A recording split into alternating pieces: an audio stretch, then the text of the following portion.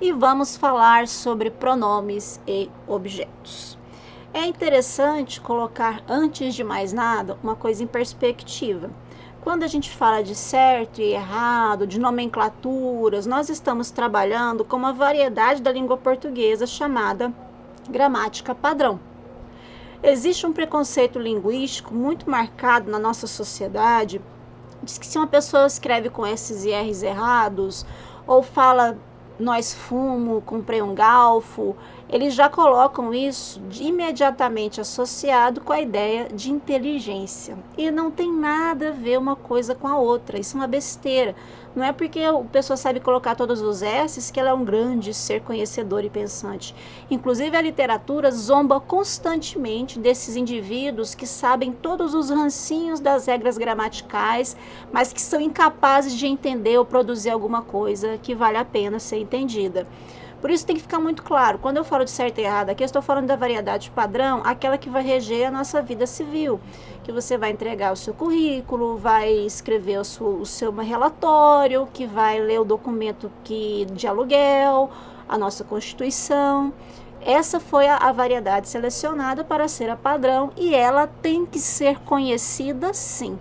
Mas não como um elemento de superioridade em relação às outras, mas um elemento de ambiente em que ela vai ser utilizada, que é esse ambiente formal.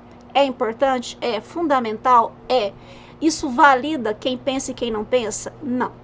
Claro que nomenclatura, a gente tem um ranço da escola até hoje, a gente ainda não conseguiu mudar esse ensino, de que a língua portuguesa, ela é, e qualquer língua, ela é interessante no seu uso. Como eu interpreto, como eu escrevo, como eu aprendo, como eu faço as minhas inferências, é a língua na sua movimentação pensante, vamos dizer assim. E as regras vêm para vir ordenando esse discurso, colocando num elemento mais formal, mais padronizado. Essa língua falada, ela é muito mais rápida em suas mudanças do que vai ser aceito depois para a variedade escrita. E uma mudança em gramática para uma coisa virar regra, foi séculos aí. Por isso que a gente não consegue ficar 100% na gramática padrão. Ninguém consegue, porque a fala é algo dinâmico, interativo. Muita coisa vai se modificando na interação, nos elementos sociais, nos elementos históricos. Isso tem que ficar muito claro. A gente tem, então, pronomes, que é uma classe gramatical. Lembra do eu, tu, ele, nós, vós, eles? E temos objetos, que é uma função. Quando a gente fala de uma palavra que é classe gramatical, é ela isolada da frase. Pronomes, verbos, substantivos, adjetivos, artigos, classes gramaticais. Quando eu pego as palavras e coloco no ambiente de uma frase, com essas palavras conversando entre si, aí a gente vai trabalhar com a ideia de função. Qual função essa palavra exerce em relação a essa? Aqui que vão entrar adjuntos adnominais, verbos transitivos diretos e indiretos, núcleo do predicado verbal, complemento nominal, porque aqui agora a gente está trabalhando no ambiente da frase. Por isso que eu coloquei pronomes e objetos. É a classe gramatical que também lá numa frase pode funcionar como objeto, direto ou indireto. A gente já aprendeu que o eu, tu, ele, nós, vós, eles pode atuar como sujeito tranquilamente. A classe gramatical pronome pode atuar na função sujeito. Hoje nós vamos ver os pronomes atuando na função objetos. Aqui eu coloquei o nosso quadrinho bem coloridinho para vocês verem.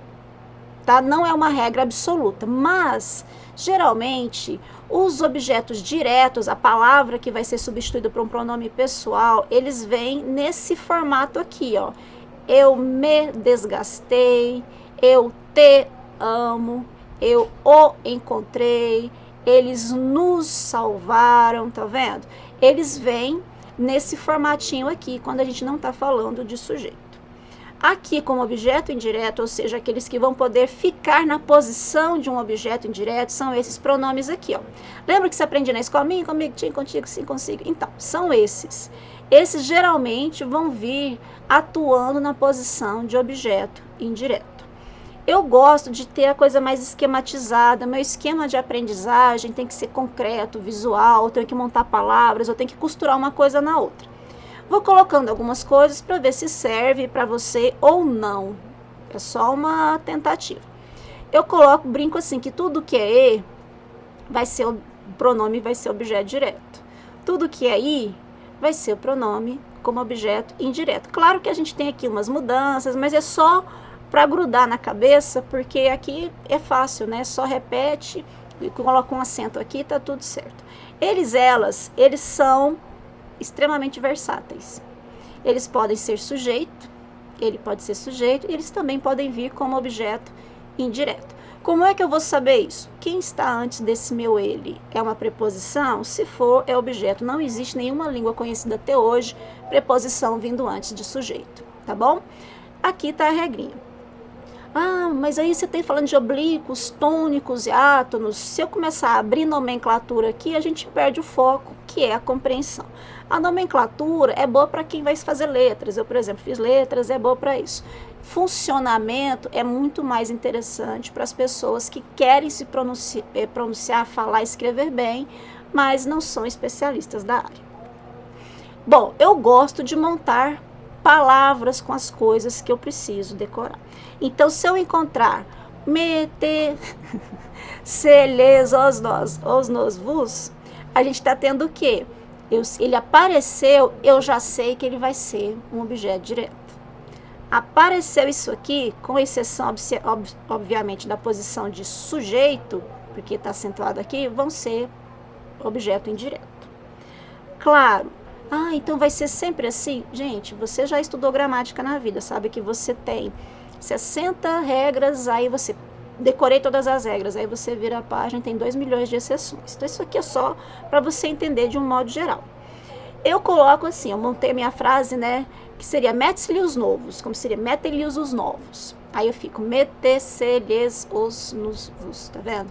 Nós mente para os velhos, né, nós mente para os avós. Aí, nós mente-se para lhes vós.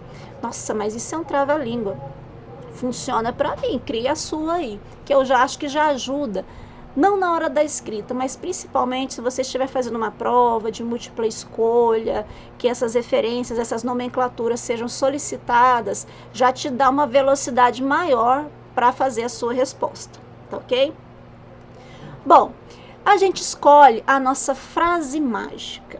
A língua portuguesa não é bagunça. Não é o que essa gramática padrão fica colocando cheia de regras, exceções, e no final a gente acaba decorando porque muita coisa não vai fazer sentido. Ela tem as suas funções muito marcadas. Lembra que eu falei? Na frase função, fora da frase classe. Aqui, por exemplo, eu tenho a frase mágica para o objeto direto e objeto indireto. Eu pedi o objeto direto para o indireto. É uma coisa genial, super criativa. Eu coloquei o objeto direto sendo objeto direto, indireto sendo objeto indireto. Mas o que é isso? Tudo que couber nessa posição, eu, de sujeito, vai ser sujeito. Ah, eu não sei qual é a classe gramatical dessa palavra. Põe essa frase em ordem, vê onde ela cabe. Aí você fala, ela coube aqui. Se ela coube naquele lugar, é porque ela tem a mesma função da palavra que está lá. É como se fosse um iceberg, entendeu? Você tem a ponta aqui, e aí você tem infinitas possibilidades aqui para baixo que cabem dentro dessa estrutura. Eu, sujeito, pedi o quê? O objeto direto. Eu pedi para quem? Para o indireto. Os complementos verbais vêm exatamente atendendo um pedido do verbo. O verbo fala, olha, eu não estou com sentido completo aqui não. Eu falei uma coisa e me perguntaram o quê, de quê, para quem. Quando é isso, ele está pedindo complemento. Os complementos dos verbos são objeto direto, objeto indireto. Objeto direto não tem preposição antes dele, o indireto tem, é como se tivesse uma camisinha, um terceiro elemento ali no relacionamento deles, entenderam? Então, olha só, o teatro brasileiro pede socorro para a sociedade. Observe que as expressões estão ocupando as mesmas posições aqui, estão funcionando. Quer dizer que todas essas aqui vão ter a mesma função, todas essas aqui vão ter a mesma função, todas a mesma função, todas a mesma função. A borboleta brilhante entregou sua beleza ao jardim. Você já sabe quem é objeto direto, quem é objeto indireto. O verbo pediu. Tá vendo os verbos pedindo aqui? Entregou, me entregou o quê? Para quem que você entregou lá na portaria? Não é isso? Todos os cidadãos brasileiros pagam impostos ao Estado. A gente chora aqui e volta para a próxima frase. Leila Assunção, Maria Adelaide Amaral e Hilda Hilst produziram obras fantásticas. Bom, a gente entendeu como funciona de forma singela, né, superficial, o que é objeto direto, o que é objeto indireto. O que isso vai ter com os pronomes? Lembra daquela tabelinha nossa aqui, ó?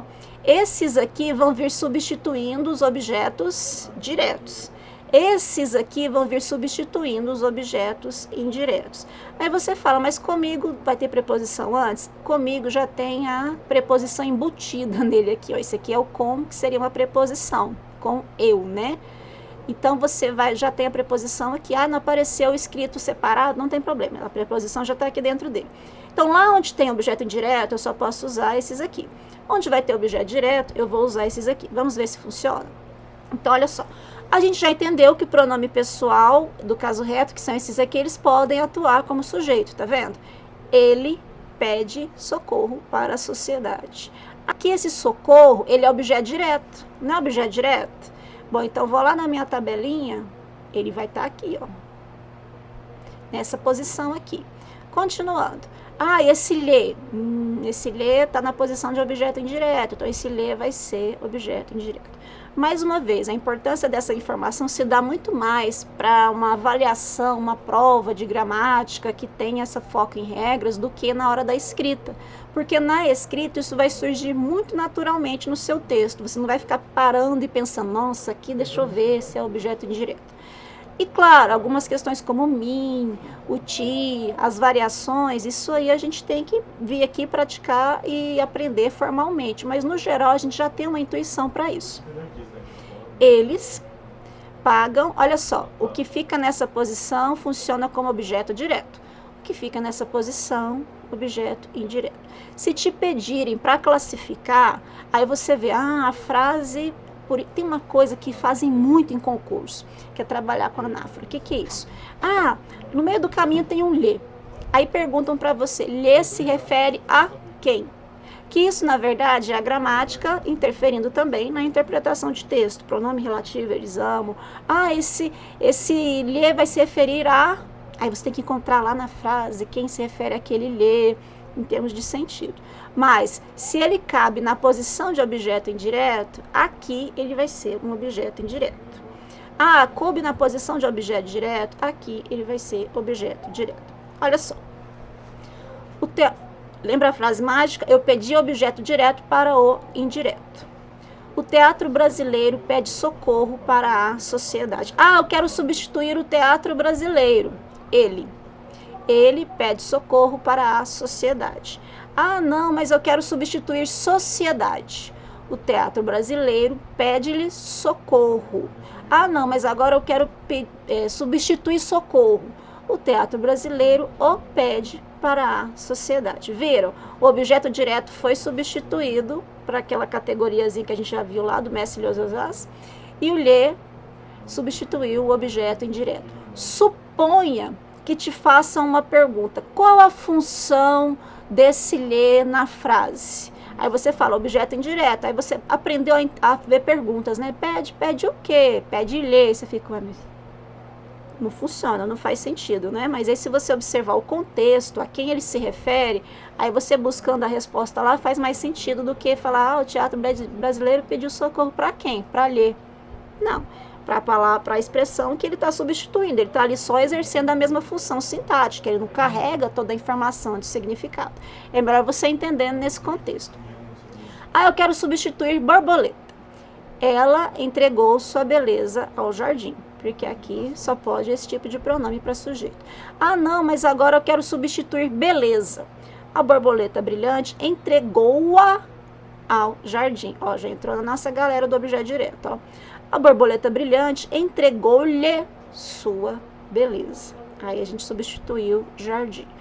Mas eu tenho um tempo assim pequeno para fazer a prova, ou não consigo revisar isso muito rápido. Pense que esses pronomes, eles vêm para ocupar o lugar. mas eles não têm a mesma informação. Por isso que eles são pronomes. Eles acompanham o nome em termos de funções dentro da frase, mas eles não têm a mesma carga de informação.